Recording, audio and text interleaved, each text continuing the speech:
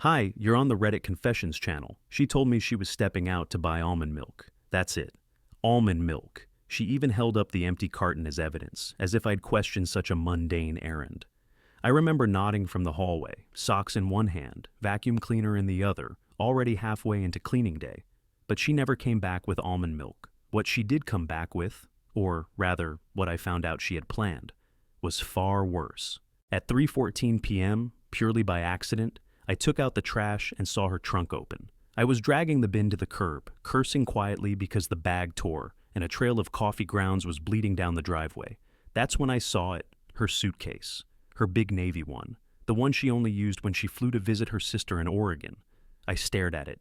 She wasn't flying anywhere. She was going to the grocery store, except she wasn't. The zipper was open just a little, enough for a pair of black heels to peek through. I remember blinking, like that alone might make them disappear. But then I saw something else, folded neatly on top.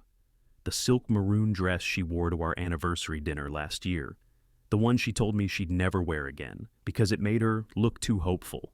I stood there, letting the trash bag slide from my hand, not even noticing the warm slush dripping down my jeans.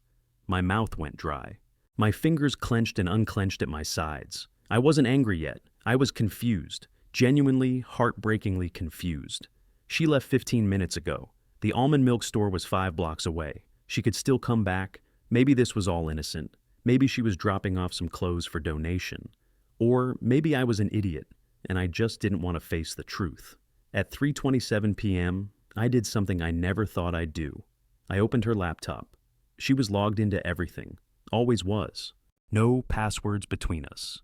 Not until now. One tab was still open, a Google Maps route. Destination, Riverside Inn. Estimated time, 2 hours and 13 minutes. I clicked the tab to full screen. It was mapped from our home to a secluded hotel in a lakeside town we'd once visited 3 summers ago. The place she said was too peaceful to ever go back to with real-life problems. Apparently, it was just peaceful enough for her to escape to it. Without me. At 3:34 p.m., I clicked open her emails. Not because I wanted to invade her privacy, but because she already burned it to the ground. The email subject line hit me like a hammer. "Ari, can't wait to finally be with you. Sweet is confirmed." The sender? Someone named K. No last name. But the email address? Company domain? She was sleeping with someone from her office. In the body of the email, he wrote, "So glad you're going through with it. No more hiding, no more secrets, just us." And her reply? "I've packed everything." He thinks I'm gonna get almond milk. Ironic, huh? I'm leaving for good. That was the moment I heard her keys jingle at the front door. She was back, not with almond milk, but with her phone charger. She forgot it. She didn't see me at first. I stood in the hallway, half in shadow, the trash bag still broken by the door. Her eyes widened when she saw me, then narrowed. She knew, not everything, but enough. I said nothing. She said nothing, just silence, tense, sharp, final. But what she didn't know was that I already had a plan, and by tomorrow evening, she would regret every single step she took toward that lake. She stood in the doorway with her hands still on the knob, frozen like a deer caught in headlights. Her eyes darted to the laptop screen, then to me, then back again. I didn't move. I didn't say a word. I wanted her to speak first, not because I had some strategic plan, but because I honestly didn't trust what would come out of my mouth if I went first. She always accused me of being too sensitive, too dramatic, too emotional. Maybe she was right, but at that moment, I wasn't emotional. I was hollow, completely emptied out. She cleared her throat. I just forgot my charger," she said, pretending like she didn't see the screen. Like the open email thread wasn't glowing right there in front of us like a silent grenade. I stepped aside. She walked past me, slow, cautious, like I might lunge at her, like I was the dangerous one now. She picked up the charger from the end table by the couch and turned back toward the door without another word. "Who's Kay?" I asked quietly. My voice sounded different to my own ears, flat, deflated. She froze. Her fingers tightened around the charger cable. She didn't answer. "The one who booked the suite," I added. "The one you're leaving me for." Her eyes widened for just a split second, and then, like flipping a switch, Her expression turned cold, defensive, almost annoyed. "It's not what you think," she said, the most cliché sentence in the English language, and probably the most insulting one, too. My lip trembled and I bit down on it hard enough to taste blood. I wanted to yell, to cry, to ask her how long, to ask why. But instead, I whispered the only thing that came to mind. "You were really going to just disappear?" Her mouth twitched, not with sadness, not with remorse, with irritation. "I didn't want a scene, Delton. I was trying to keep it clean. Kind." "You wouldn't have understood, try me," I said, louder now. "Explain to me how lying, sneaking around, and booking a hotel room with a man from your office while I was making plans for our future is somehow kind." She sighed, an actual sigh, like I was the burden now. "You were never going to see this coming, and that's why I didn't tell you. You would have cried and begged and made it all about your hurt feelings. I didn't want to deal with that." My knees nearly gave out, not because she was leaving me, but because she said it like she was talking about returning a pair of shoes, like it was an inconvenience she was trying to avoid. I staggered back a little and leaned on the edge of the kitchen counter. "I gave you everything I had," I muttered, "and you decided I was inconvenient?" She didn't respond. She looked at the door. I could see the debate in her mind. Should she keep going? Should she offer a fake apology? Maybe some dramatic exit line to tie up the scene like a TV show? In the end, she did none of it. She just walked out, closed the door behind her, and left me standing in a silence so loud it rang in my ears. I didn't follow her. I sat on the floor, back against the dishwasher, and stared at the cracked tile we always said we'd replace someday. I cried. I sobbed, actually, pathetically, the kind of sobs that shake your whole body and make your chest burn. And when I stopped crying, I laughed. Because the absurdity of it all, being left for almond milk, was too stupid to make sense. But that night, I didn't sleep. I stayed up planning, not revenge, not some petty retaliation, something quieter, smarter. By morning, the house didn't feel like a home anymore. It felt like the hollowed-out shell of something that used to be alive. The coffee machine still dripped into the chipped ceramic mug she gifted me 2 Christmases ago. Her toothbrush still rested beside mine. Her perfume lingered faintly in the hallway, but it all felt artificial, like a film set left abandoned after the show got canceled. And I was the only one who hadn't read the final script. I didn't touch anything. I didn't smash plates or rip up photos. That kind of rage wasn't in me. I didn't want to destroy memories. I just wanted to stop existing inside hers. Quietly, completely. I wanted to vanish in a way that would make her stop mid-laugh with him and feel a cold stab in her gut. I didn't want revenge. I wanted absence. Total haunting silence. I started with the bank. I had been the one managing our shared account since the beginning. Not because I insisted, she just said she hated boring numbers. But I had kept records of every expense, every deposit, every credit card, every subscription. So I knew exactly where every dollar went. And more importantly, I knew what was mine. Legally, financially, emotionally, what I had brought into this marriage and what I had earned. By noon, I had already separated my part of the savings into a new private account. I canceled the upcoming auto payments for her car insurance and her gym membership, both of which were in my name. I paused the joint Netflix account, disabled the Spotify family plan, and submitted a request to split the utilities. But it wasn't about the money. It was about the message, "I'm no longer sponsoring your fantasy." Then I drafted an email to my boss. I requested 2 weeks off, effective immediately. No explanation, just a note that I needed time to handle personal matters. He replied within minutes. Approved, paid. I took nothing dramatic, just my essentials. A suitcase, my laptop, a few clothes, and my journal. I left everything else untouched. The couch we bought together, the bed we once clung to in the middle of thunderous nights. The bookshelf she filled with her color-coded hardcovers. I didn't want it, any of it. I left her a single envelope on the kitchen table. No note, just the receipt from Morton and Ray's Steakhouse. The one I found in her drawer. I circled the date and time in red pen. That was it.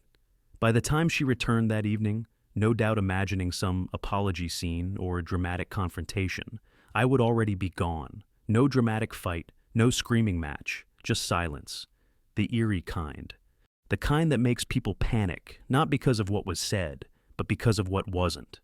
At exactly 4:12 p.m., I turned off my phone, dropped it into the drawer of the cheap motel nightstand an hour outside town, and lay back on the creaky bed, staring at the stained ceiling tiles. For the first time in months, my heart wasn't racing. My head wasn't buzzing. It was just quiet. And I knew that sometime between 6 and 7 p.m., she would walk into the house expecting one version of reality and find a very different one. She would call, she would text, she would try to piece it together, but all she would find was that circled receipt. I don't know why I kept the motel lamp off. Maybe I wanted the room to match how I felt, dull, stripped, nameless.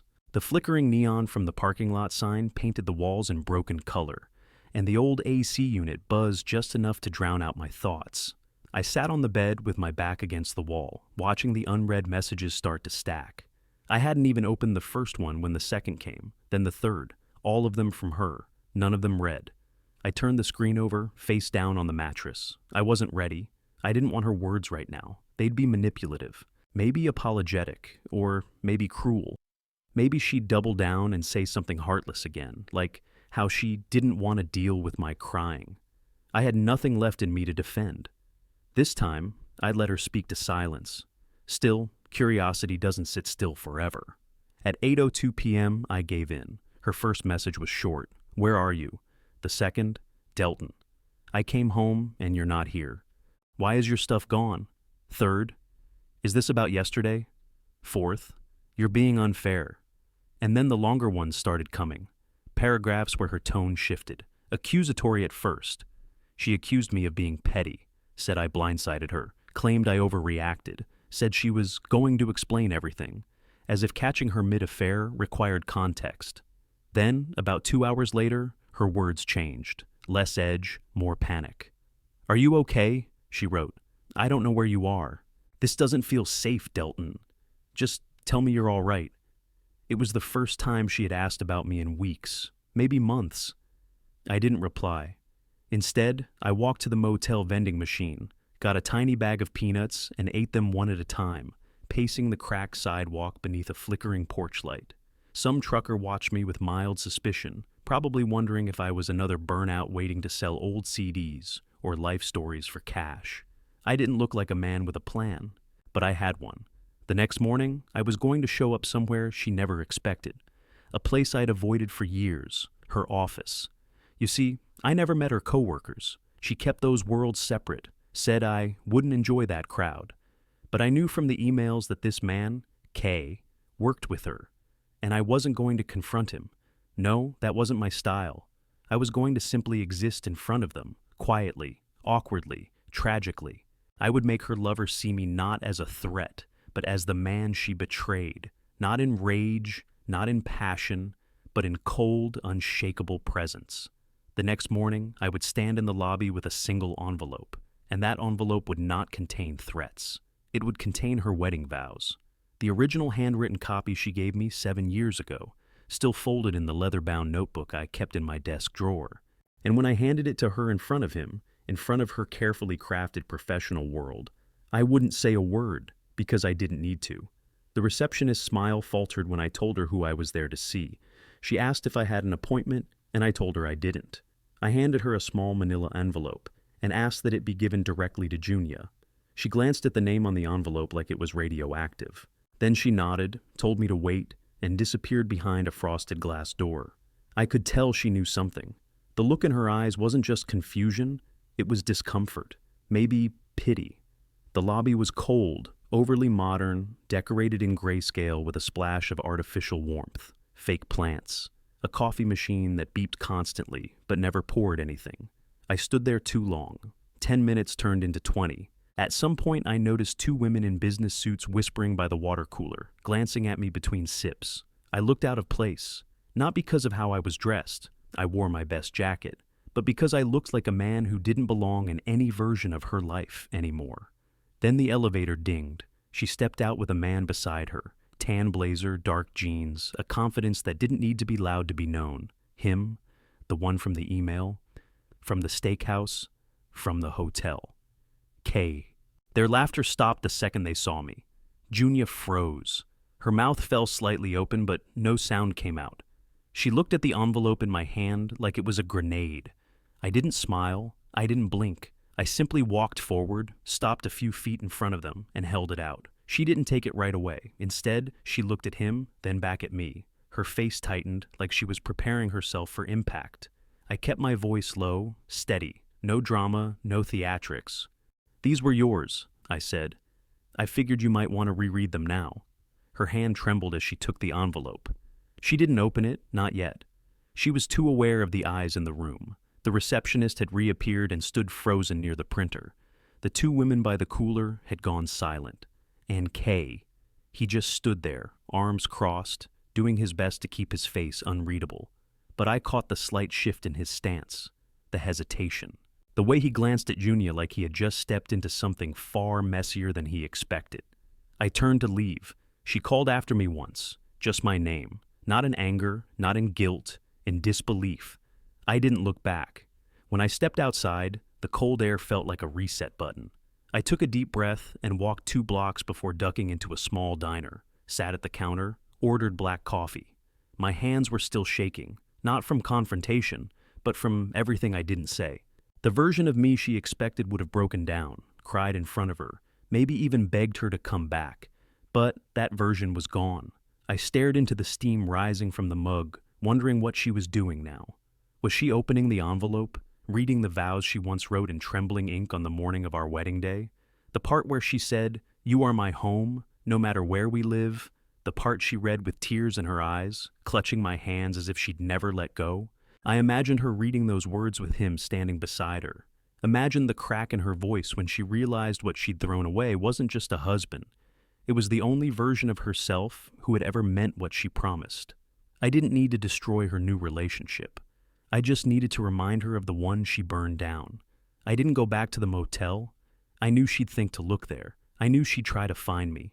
She'd probably start by calling my brother, maybe even reach out to my mother. Despite the fact, she always claimed my family drained her energy.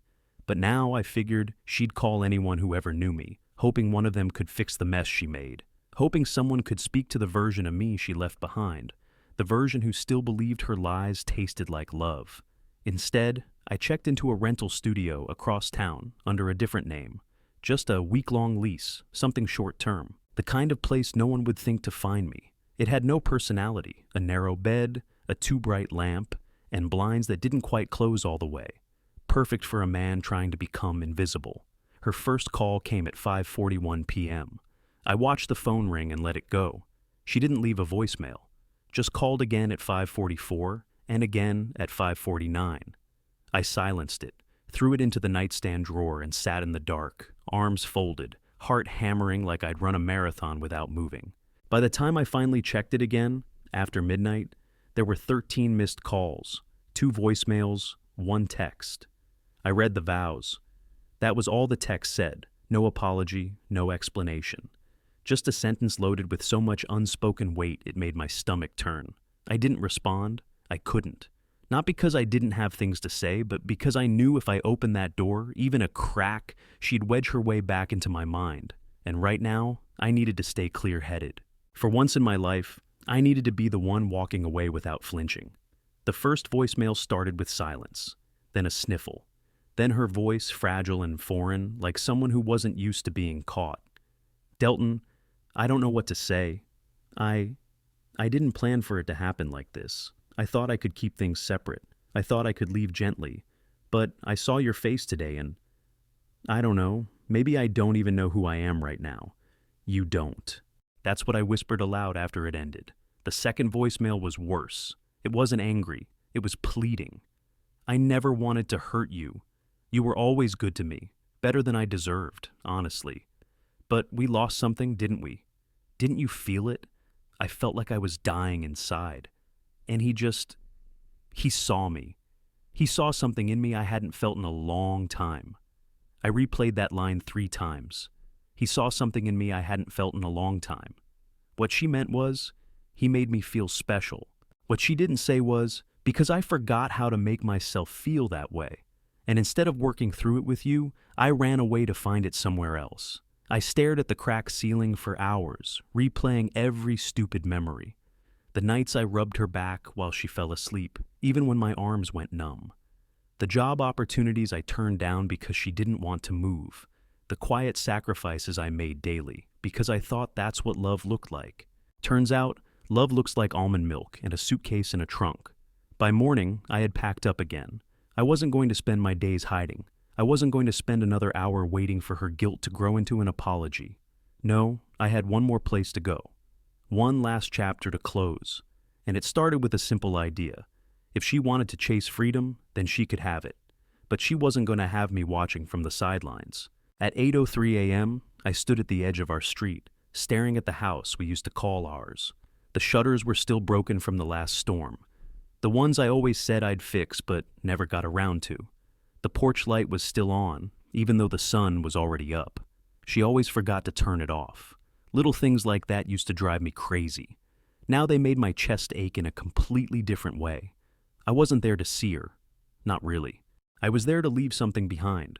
The last thing I owed her? A manila folder, no thicker than a few pages, sealed shut and marked with her name in my handwriting. Inside were copies of the legal documents I'd filed the day before, separation paperwork, my official address change, and a signed release of my claim to the house. I left the mortgage to her. It was never the brick and wood that mattered to me. It was the life inside, and that life was gone. I slipped the folder into the mailbox, then took one last look at the window where I once watched her dance in her pajamas while brushing her teeth. I remember laughing so hard, that night I nearly dropped my coffee. That memory used to feel warm. Now it felt like someone else's life entirely. By the time she checked her mail later that day, I knew she'd understand the message. This wasn't revenge. This was relief. Her freedom. Delivered in legally binding form. I wasn't fighting. I wasn't asking for her back. I was giving her what she wanted, a clean break, no more drama, no more pleading looks across the dinner table, just the silence she created when she packed her suitcase and chose someone else. I didn't hear from her for almost 24 hours. Then, at 6:17 p.m., she broke. She didn't call. She showed up. I was sitting in the rental unit, working through a bowl of microwaved rice and canned soup, when I heard the knock. Not a soft, uncertain knock. An urgent one. I froze, spoon halfway to my mouth. My heart beat so loudly I could hear it in my ears. I opened the door.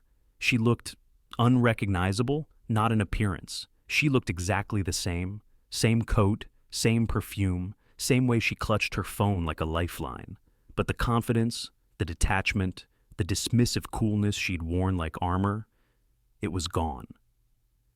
"Why?" she asked before I could say anything. Her voice cracked. "Why are you doing this like it's so easy for you?" I blinked. For a moment, I didn't even know what she meant. "You wanted out," I said calmly. So I stepped aside. Her eyes filled instantly. "That's not what I meant. I didn't want it to end like this. How did you want it to end, Junia? With me crying at your feet while you disappeared into his car? You already ended it. I'm just making it official." She stepped into the room without asking, like she still had that right. She looked around, at the bare furniture, the makeshift bed, the suitcase in the corner. "This is where you've been?" she whispered. "This is how you've been living?" "I've been surviving," I said, "which is more than I can say for what I was doing with you." She turned back to me, eyes wide. "So that's it? You're just going to vanish? No conversation, no closure?" I stared at her for a long, quiet second. "You got closure the moment you told him you were packed and ready to go." She didn't have a response to that. She just stood there, blinking fast, trying to stop whatever storm was building behind her eyes. For the first time since she left, I saw it. The regret. The real kind. Not guilt. Not shame. Loss. "I miss you," she said, barely louder than a whisper. But it was too late. She stayed there in the doorway, like the silence might give her a different answer. I didn't shout. I didn't cry. Nay, I didn't even ask her to explain. That silence between us, it wasn't tension, it was clarity. And when she finally broke eye contact and looked around that dull little studio apartment again, I think she realized what it meant to be without me. She tried once more. "Maybe we could talk. Just start over. We don't have to make decisions right away." I shook my head gently. Starting over would mean forgetting what happened. and I won't forget who I had to become to survive this. Her bottom lip quivered. For a second I thought she might beg, but instead she simply nodded, whispered, "I'm sorry," and walked out of my life with more pain than when she walked into someone else's. And here's the twist no one sees coming. I didn't fall apart afterward. I didn't spiral. I didn't lose myself in old texts or watch our wedding video like a sad movie. I went back inside, opened the window to let in the evening breeze, and sat with myself. Just sat. For the first time in years, I wasn't trying to be the man someone else needed. I was learning to be the man I needed. The next few weeks weren't easy, but they were mine. I found a small loft with natural light and hardwood floors. No memories built into the walls. I started journaling again. I bought a secondhand keyboard and started playing music I hadn't touched in over a decade. I reached out to old friends who thought I'd vanished. Turns out I had, just not physically. One afternoon, I found myself sitting at a coffee shop, laughing with someone I never thought I'd see again. Someone who once told me, "You shrink yourself too much to fit inside someone else's dream." And she was right. I'd shrunk for too long, but not anymore. Junia texted once more. Just a short message. "You were the best thing that ever happened to me." I didn't realize it until too late. I never replied. Not out of spite, but because closure doesn't always come from conversation. Sometimes it comes from peace. And I'd finally found mine. I didn't win her back. I won myself. And I think that's the real love story.